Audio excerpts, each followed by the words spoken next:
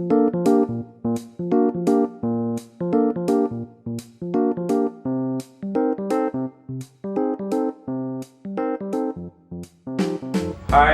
saya Lutfi Salanompoli, mahasiswa Fakultas Hukum Universitas Negeri Gorontalo. Di kesempatan kali ini saya akan memberikan informasi terkait dengan sejarah serta perkembangan dari ASEAN atau yang lebih kita kenal dengan Asosiasi Bangsa-Bangsa Asia Tenggara, guna memenuhi tugas dari mata kuliah Hukum Internasional dari dosen pengampu saya, yaitu Bapak Rikianto Jemonija, Sarjana Hukum, Magister Hukum. Asosiasi Bangsa-Bangsa Asia Tenggara atau Association of Southeast Asian Nation (ASEAN).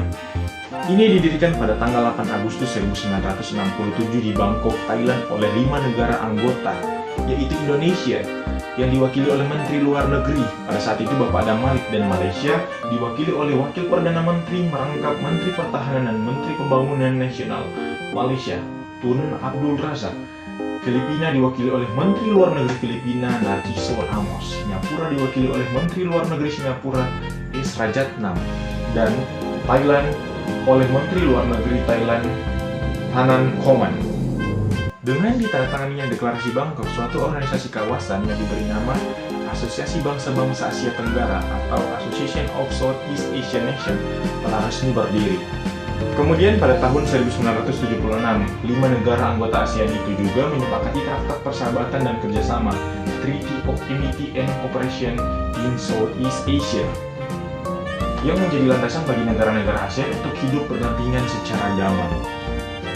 Dalam bidang ekonomi, Agreement on Asian Preferential Trading Arrangement berhasil disepakati dan ditandatangani di Manila pada 24 Februari 1977 yang menjadi landasan untuk mengadopsi berbagai instrumen dan liberalisasi perdagangan on a preferential basis.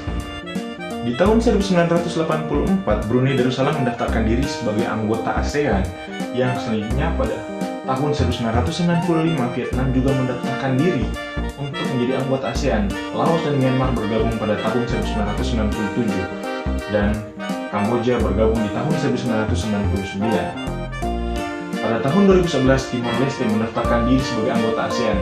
Hingga kini, ihwal keanggotaan Timor Leste masih menjadi pembahasan bagi ke-10 negara anggota ASEAN. Pada perkembangan berikutnya di dalam Bali Concord 1, para pemimpin ASEAN menyepakati program aksi yang mencakup kerjasama di bidang politik, ekonomi, sosial, budaya, dan penerangan, keamanan, dan peningkatan mekanisme ASEAN. Kesepakatan tersebut menandai tanda penting bagi kerangka kerjasama ASEAN. Concord 1 telah berhasil menjaga perdamaian dan stabilitas serta meningkatkan kesejahteraan di kawasan ASEAN. Selanjutnya di Bali Concord 2 pada KTT ke-9 ASEAN di Bali tahun 2003 menyepakati pembentukan masyarakat ASEAN. ASEAN Community Masyarakat ASEAN itu terdiri atas 3 pilar, yaitu pilar masyarakat politik keamanan ASEAN, ASEAN Political Security Community, pilar masyarakat ekonomi, ASEAN Economic Community, dan pilar masyarakat sosial budaya ASEAN, ASEAN Socio-Cultural Community. Ketiga pilar ini saling memperkuat untuk mewujudkan perdamaian, kestabilan, dan kesejahteraan bersama yang abadi. Perkembangan berikutnya di KTT ke-10 ASEAN di Vientiane, November 2004, disetujui 3 rencana aksi Plan of Action pada masing-masing pilar yang merupakan program jangka panjang dalam merealisasikan pembentukan masyarakat ASEAN. Selanjutnya di KTT ke-12 ASEAN di Cebu, Filipina, Januari 2007. Disepakati pembentukan masyarakat ASEAN dipercepat dari tahun 2020 menjadi tahun 2015. Perkembangan berikutnya terjadi pada KTT ke-19 Bali Concord 3 yang disahkan di Bali November 2011. ASEAN memantapkan diri untuk mewujudkan kepentingan kawasan dan global yang lebih damai, adil, dan demokratis serta sejahtera. Perkembangan ASEAN hingga kini menunjukkan peningkatan besar. Peran ASEAN baik di kawasan maupun di luar kawasan. Capaian utama ASEAN adalah pemeliharaan perdamaian dan stabilitas di kawasan selama lebih dari 4 dekade. Hal itu tidak dapat dipungkiri merupakan hasil usaha bersama ASEAN. ASEAN saat ini menikmati perdamaian, stabilitas, pertumbuhan ekonomi, dan kesejahteraan meskipun diakui masih ada tantangan di berbagai bidang. Peran dan keberhasilan ASEAN tersebut harus ditingkatkan baik secara internal maupun eksternal. ASEAN harus melangkah maju dan memainkan peran yang lebih luas dan nyata pada masyarakat bangsa-bangsa di tingkat global.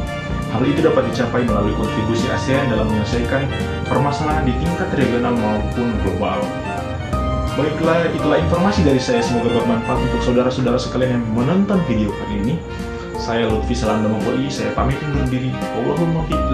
Wassalamualaikum warahmatullahi wabarakatuh.